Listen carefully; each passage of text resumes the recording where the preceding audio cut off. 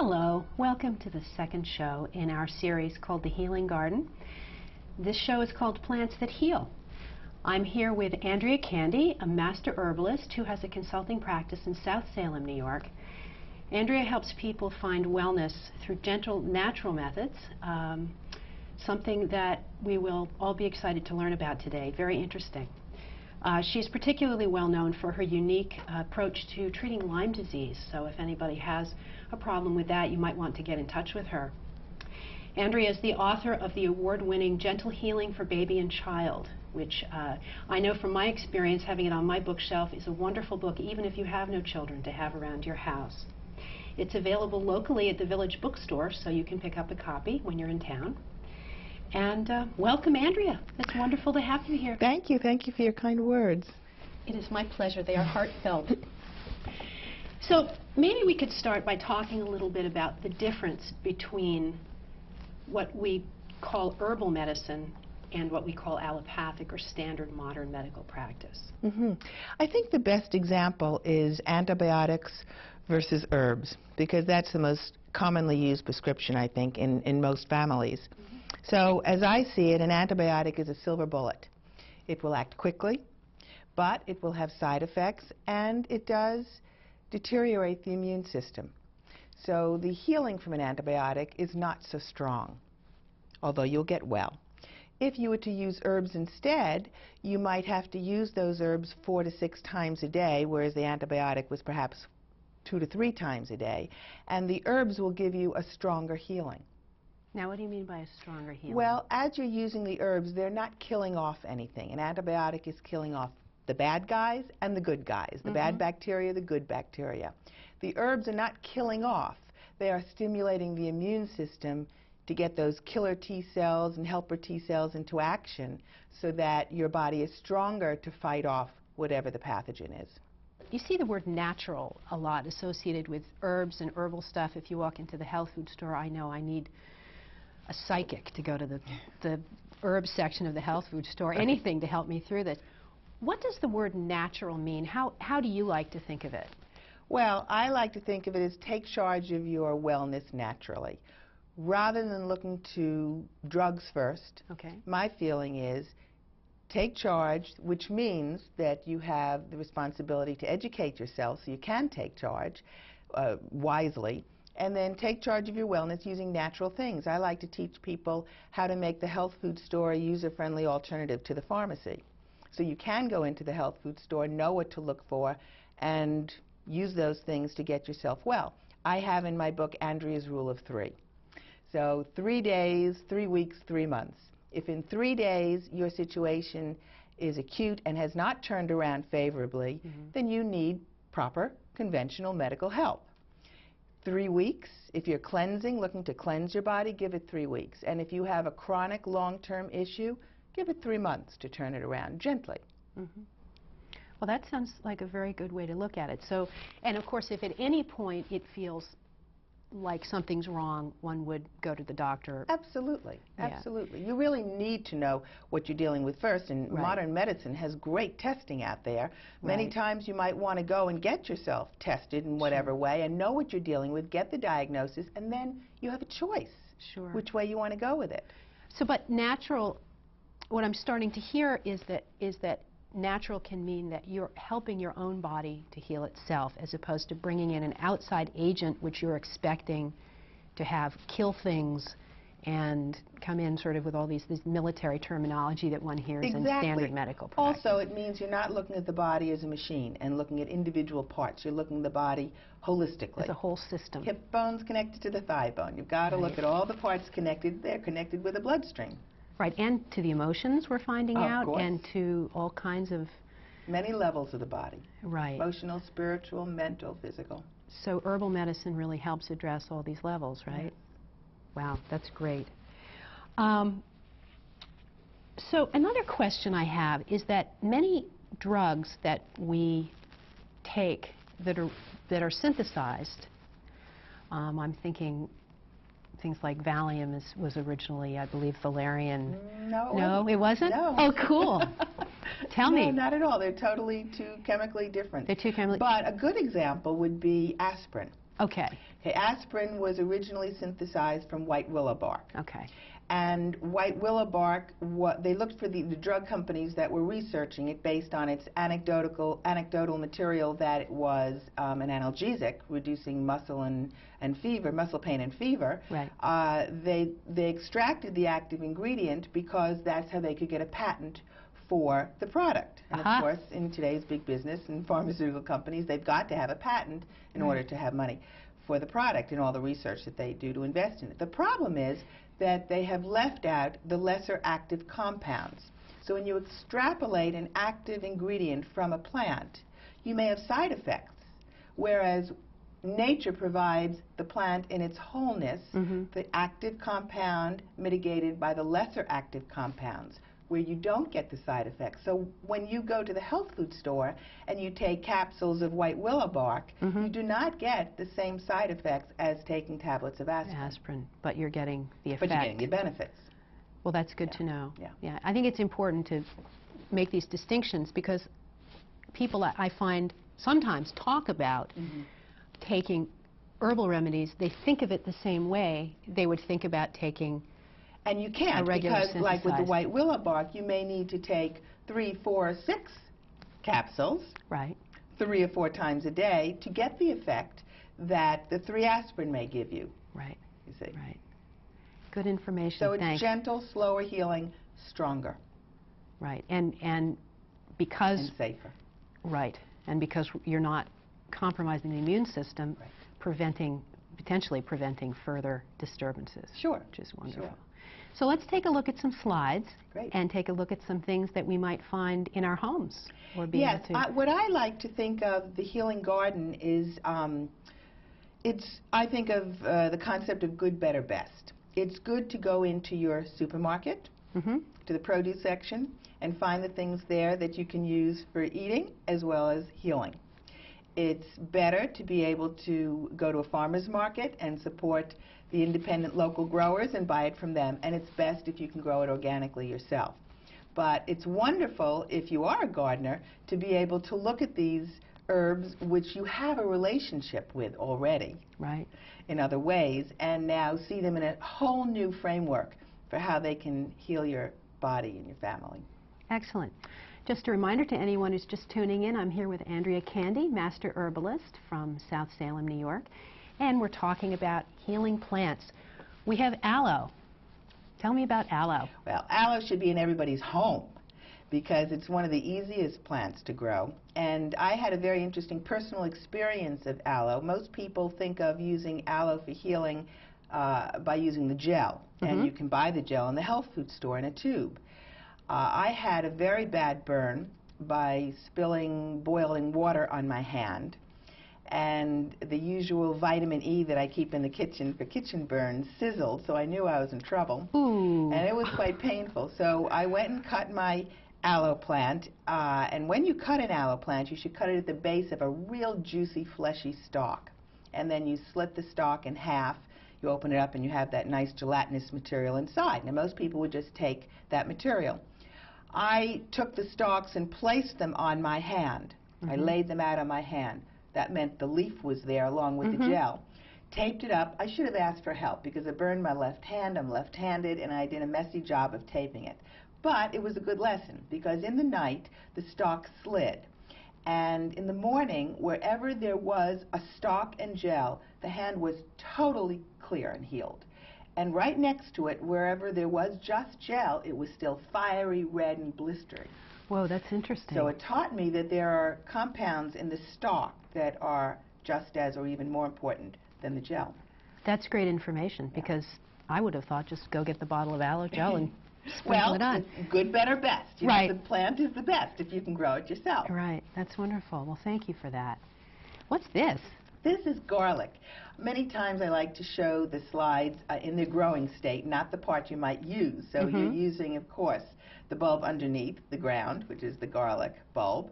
And garlic has antifungal, antiparasitical, antiviral, and antibacterial properties. I mean, that's a powerhouse. Can't beat that. Right. Now, what child would not take some butter toast with garlic on it? Garlic bread.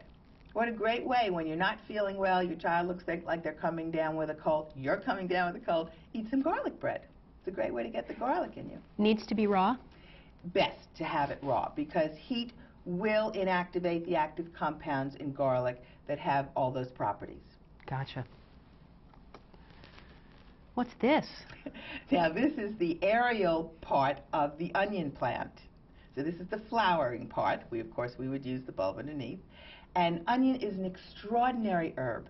For example, you can use it for coughing. This is amazing. If you have coughing in the middle of the night, you get up, go to the kitchen, thinly slice a yellow onion, wrap it up in cheesecloth, place it on the chest, and within minutes, that onion stops the coughing. Now that is true aromatherapy because you're not eating it, you're simply inhaling the sulfur compounds in the onion. Wow. Now another way of using it is onion incredibly stops swelling, reduces swelling by increasing lymphatic flow. So if you have a sprained ankle, slice the onion, wrap it around the ankle, and you'll be amazed how the pain will be removed. Black and blue goes away. Isn't that wonderful? Yeah, onion's quite amazing. Now, I don't think we'll be growing this in our gardens in Pleasantville. No, but we can't leave this one out. It's my favorite to talk about. This is the banana plant. Now, I'm sure we all have memories of our family running around after us with a sterilized needle when we had a splinter. Well, I certainly do. The banana, when it's ripe, and we know it's ripe when the spots are brown on the yellow skin. Okay. So you want a very ripe banana because when it's ripe, the enzymes are high. And the enzymes have a drawing action. They pull foreign material from the body. So if you have a splinter, just cut a piece of the banana peel. It makes a nice little natural bandage. Place it pulp side against the skin. Wrap it up with some surgical tape. And overnight, that banana will have pulled the splinter to the surface. How does that work? Amazing. Do you know? The enzymes are pulling the splinter out. If you have a thorn, or a sliver of glass, or perhaps a tick mark left behind that you didn't get all out. Put the banana peel on it, it pulls it right out. It's amazing. There are going to be some very happy children. Yes. And they can eat the banana. And then they can eat the banana. How excellent. Right. Well, thank you. That's beautiful. This is an important herb to talk about, echinacea. Echinacea is known as the purple cone flower. Many people garden with it. But echinacea has extraordinary properties for stimulating the immune system, getting those helper T cells, killer T cells into action. So if you see that you're having a cold come on, tickle in the throat is my signal that I'm going to get a cold, you start taking echinacea in the alcohol extract. That is the best way to take it. So you don't go grind up some of your flowers? Grinding up some of the flowers wouldn't do it. You need to have macerated them in alcohol, and you can buy that in the health food store. And you take your echinacea every 2 hours, and you know if you catch it right away, a dose or two is all that you need. And it will just stop the cold dead in its tracks. If you have a family member come home sick, give them echinacea every 2 hours, give the rest of the family echinacea 3 times a day so that that illness doesn't spread throughout the family. Now tell me something, a lot of times we see it in combination with golden seal. Good point. Mention that? Yes, golden seal's a wonderful herb for virulent infections. I save it. First of all, it's a somewhat endangered herb, so we don't want to overuse it. But second of all, you cannot use golden seal the same way you use echinacea. Echinacea is used every 2 hours, golden seal 3 or 4 times a day. Okay. So you wouldn't just keep swigging the golden seal and echinacea? Exactly. Buy them separately. Okay. Yeah. Okay, great. Oh, I had one other question. I know, for instance, that you can get different colors of echinacea. Yes. And Monarda, various things. There are many colors available, right. Different types. Purpuree is the strongest constituent of the chemicals that we want. So you were saying to me before the show, when I asked you about this, that you need to, there are reference books where you can look up the variety that is the healing variety. Is that correct? Exactly. When you want to duplicate in your garden what you've read about in a healing book, look at the Latin name. That's when those Latin names are very important. And you might want Echinacea purpurea or Echinacea angustifolia versus Echinacea pallida, which is the paler version.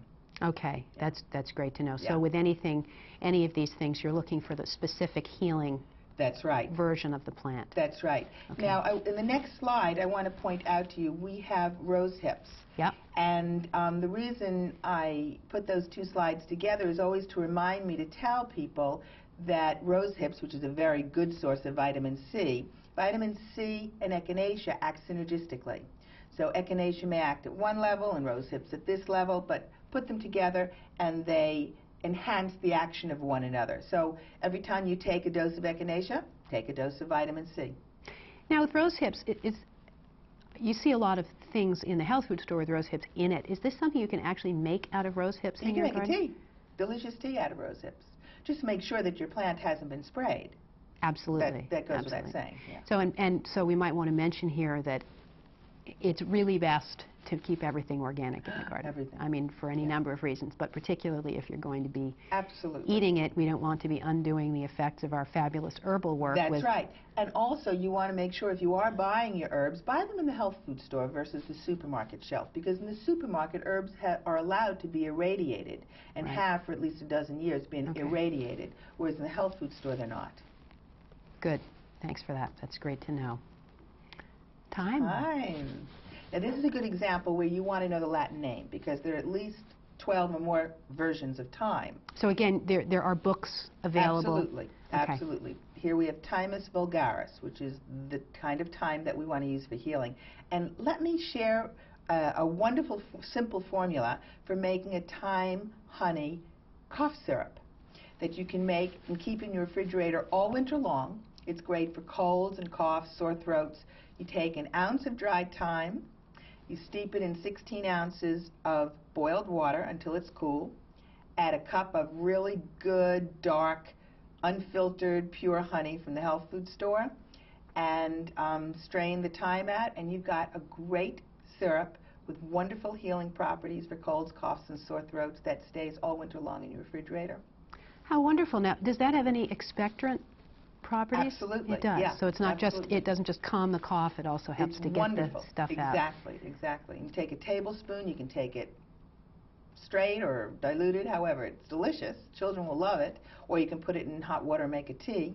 It's great. Now, honey for children under a certain age is not recommended. Under the age of 1. Okay. It's usually stayed away from. Okay, why is that? Because there can be strains of botulism in the honey, and the baby does not have the immune system to deal with that yet. Gotcha. So it's best to stay away from it. Okay, so after a year, go for it. All right. Oh boy, this is a great one. This is cayenne pepper. We call it the herbalist first aid herb. In its powdered form, cayenne has the most extraordinary ability to stop bleeding in 10 seconds without causing pain. So if you have a bleeding cut, reach for the powdered cayenne, spoon it on the cut, no pain, no burn, and in 10 seconds that bleeding in a deep cut stops. The cayenne has antimicrobial properties, so it's cleansing the cut. It has astringent properties, so it's closing the wound, and clotting properties, so it stops the bleeding. A natural bandage. We're putting CVS out of business here. I mean, this is great. It's really great. And then you cover it with gauze, leave it on overnight, and the next day the cayenne comes off with the gauze, and you have a healed finger. Wow. Yeah.